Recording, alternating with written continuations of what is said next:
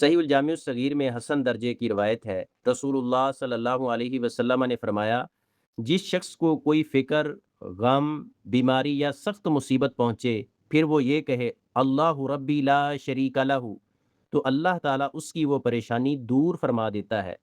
اس حدیث کا مفہوم یہ ہے، پریشانی، غم، فکر، بیماری اور سخت حالات میں سب سے بڑا سہارا اللہ تعالیٰ کی طرف رجوع کرنا ہے۔